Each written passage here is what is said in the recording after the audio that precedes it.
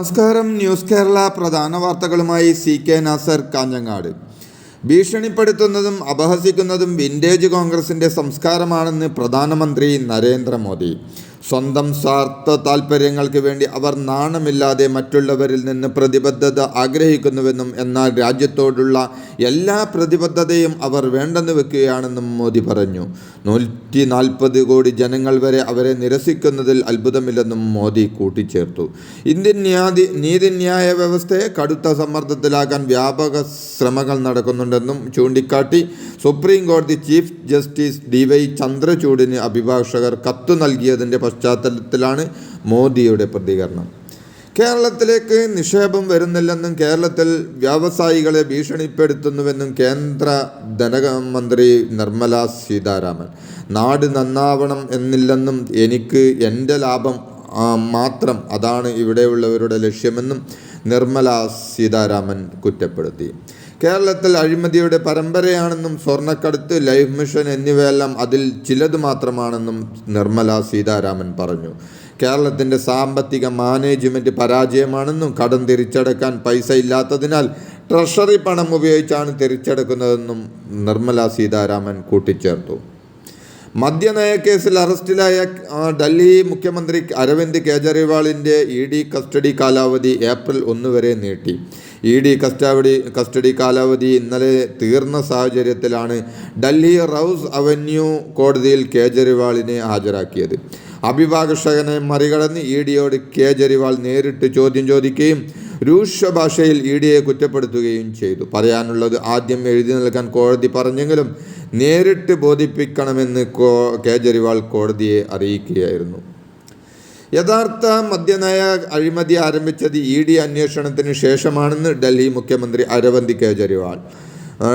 കേസിൽ അറസ്റ്റിലായ ശരത് ചന്ദ്ര റെഡ്ഡിയെ മാപ്പുസാക്ഷിയാക്കിയെന്നും BJPക്ക് 55 കോടി രൂപ സംഭാവന നൽകിയ ശേഷമാണ് റെഡ്ഡിയെ മാപ്പുസാക്ഷിയാക്കിയതെന്നും കെജ്രിവാൾ കുറ്റപ്പെടുത്തി. ആദ്മി പാർട്ടിയെ തകർക്കുകയാണ് EDയുടെ ലക്ഷ്യമെന്നും കെജ്രിവാൾ കൂട്ടിച്ചേർത്തു. അതേസമയം BJPക്ക് ലഭിച്ച സംഭാവനയും മദ്യനയവും തമ്മിൽ ഒരു ബന്ധവും ഇല്ലെന്നും ആർക്കെങ്കിലും സംഭാവന നൽകുന്നത് തങ്ങളുമായി ബന്ധപ്പെട്ട വിഷയമല്ലെന്നും ED കോടതിയിൽ വ്യക്തമാക്കി.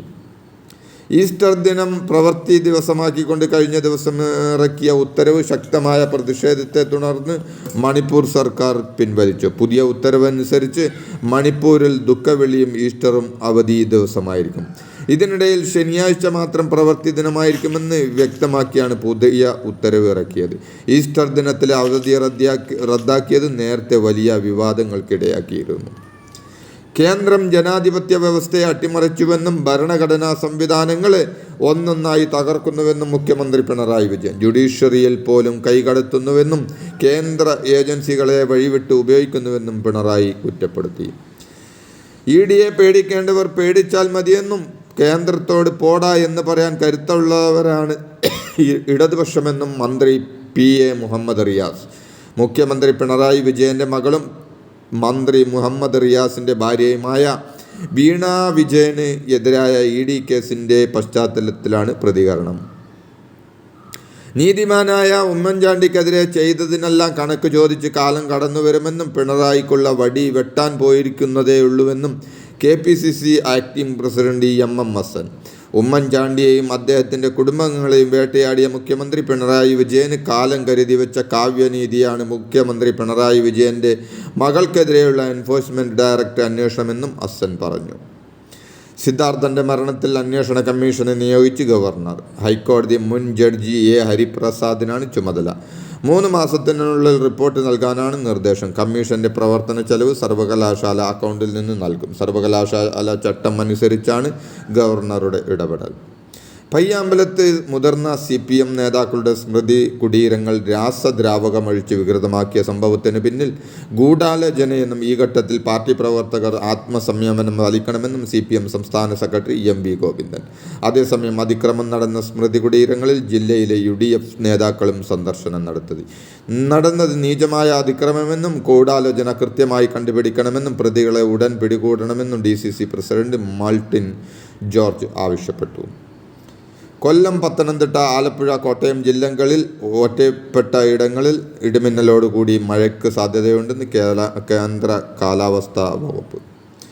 അടൂർ KP റോഡിൽ പട്ടാഴി മുക്കിനു സമീപത്ത് കാർ കണ്ടെയ്നർ ലോറിയുമായി ഇടിച്ച് കാർ യാത്രികരായ 2 പേർ മരിച്ചു. നൂറനാട് സ്വദേശിനി അനൂച്ച, ചാരുമൂട് സ്വദേശി ആഷിം എന്നിവരാണ് മരിച്ചത്.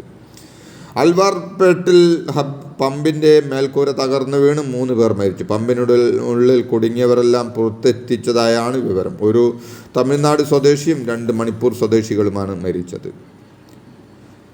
രാമേശ്വരം കഫേ സ്ഫോടനവുമായി ബന്ധപ്പെട്ട് മുഖ്യ ആസൂത്രകനെ NIA പിടികൂടി. കർണാടക സ്വദേശി മുസമ്മിൽ ഷെരീഫിനെയാണ് സ്ഫോടനം നടന്ന് 28 ദിവസത്തിനു ശേഷം അറസ്റ്റ് ചെയ്തത്.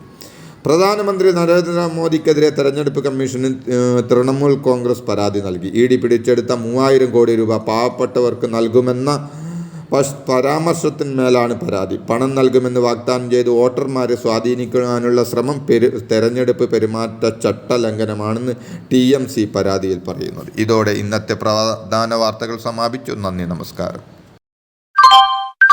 നല്ല കുടിവെള്ളം, നല്ല ആരോഗ്യം, നല്ല ജീവിതം. കാഞ്ഞങ്ങാട് മാണിക്കോത്ത് ഗ്രീൻ ഷോപ്പിയിൽ നല്ല കുടിവെള്ളം സമ്മാന പദ്ധതി വീണ്ടും ആരംഭിച്ചിരിക്കുന്നു.